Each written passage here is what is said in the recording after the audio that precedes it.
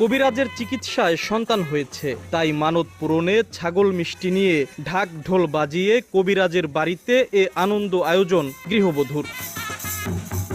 আমি জিন সাধকের মাধ্যমে আমি চালানোর মাধ্যমে কাজটা করি। কবিরাজের চিকিৎসায় সন্তান হয়েছে, তাই মানত পূরণে ছাগল মিষ্টি নিয়ে ঢাক ঢোল বাজিয়ে কবিরাজের বাড়িতে এ আনন্দ আয়োজন গৃহবধূর। রানু আক্তারের দাবি, ঢাকায় বড় বড় ডাক্তার দেখিয়েও তিনি সন্তান জন্ম দিতে পারছিলেন না, বরং ডাক্তাররা বলেছিলেন তিনি সন্তান জন্ম দেওয়ার ক্ষমতা হারিয়ে ফেলেছেন। এরপর তিনি রাজবাড়ীর গোয়ালন্দ উপজেলার রমজান মাতুব্বর পাড়ার কবিরাজ আমি জিন সাধকের মাধ্যমে আমি চালানোর মাধ্যমে কাজটা করি।